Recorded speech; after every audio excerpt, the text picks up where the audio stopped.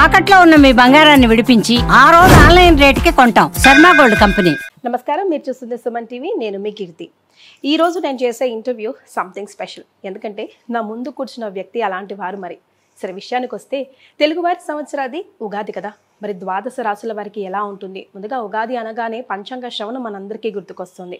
వచ్చే సంవత్సరం అంతా కలిసి వస్తుందా, కలిసి రాదా, పోయిన సంవత్సరాల తీపి జ్ఞాపకాలు, చేదు అనుభవాలని కొత్త సంవత్సరంలోకి తీసుకువెళ్ళాలని ప్రతి ఒక్కరూ కోరుకుంటాం.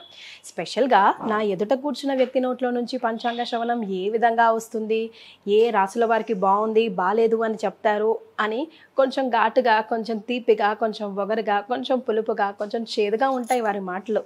కానీ ఈ షడ్రుచులన్నీ వారి ద్వారా మనం అంతా ఎక్స్పెక్ట్ చేస్తాము. వారు ఏం మాట్లాడతారా, ఎప్పుడు ఏం చెప్తారా అని ఎదురు చూస్తూనే ఉంటాం. ఇంతకీ ఎవరో తెలుసా?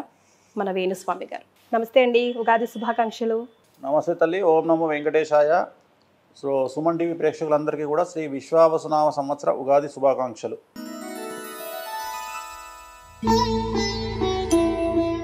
కన్యా రాశి వారి పరిస్థితి ఏంటండి? వాళ్ళకి ఎలా ఉంది? సో 100కి 100% అనుకూలంగా ఉన్నటువంటి రాశి కన్యా రాశి.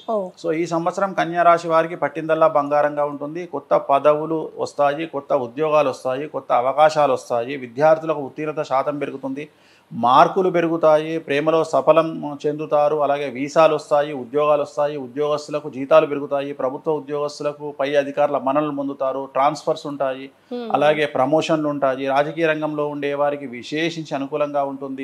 మంచి నామినేటెడ్ పదవులు పొందుతారు. జనాల్లో విపరీతమైన క్రేజ్ వస్తుంది, కళాకారులకు క్రేజ్ వస్తుంది, సినిమాలు చాలా సక్సెస్ అవుతాయి హీరో హీరోయిన్లకు సంబంధించి కన్యారాశి వారికి. అలాగే రాజకీయ నాయకులకు అనుకూలంగా ఉంది. స్త్రీలకు మరీ ముఖ్యంగా విశేషించి అన్ని రంగాల్లో స్త్రీలకు అభివృద్ధి కనిపిస్తూ ఉంది. అలాగే రైతులకు 2 పంటలు లాభిస్తాయి. సో వీళ్లకు ఏం నష్టాలు లేవు, కష్టాలు లేవు, రెమెడీస్ లేవు. So at the end of the day Suman TV ప్రేక్షకులకు ఒక మాట చెప్పాల్సి వస్తుంది. సుమన్ టీవీ ప్రేక్షకులకు చెప్పేటువంటిది ఏంటంటే, శ్రీ విశ్వావసునామ సంవత్సర ఉగాది శుభాకాంక్షలతో పాటు దయచేసి ఎవరికి అప్పులు ఇవ్వకండి, చిట్టీలు వేయకండి, జనాల్ని డబ్బుల విషయంలో నమ్మకండి, తల్లి తండ్రిని కూడా నమ్మకండి, డబ్బును జాగ్రత్తగా కాపాడుకోండి. వీలైతే ప్రభుత్వ బ్యాంకుల్లోనే డబ్బులు దాచుకోండి. సో ఈ సంవత్సరం ఆర్థిక మాంద్యం వచ్చే అవకాశం ఉంది కాబట్టి జాగ్రత్తగా ఉండండి. అంతే. థ్యాంక్ యూ సో మచ్ అండి. నమస్కారం. ఓం నమో వెంకటేశాయ.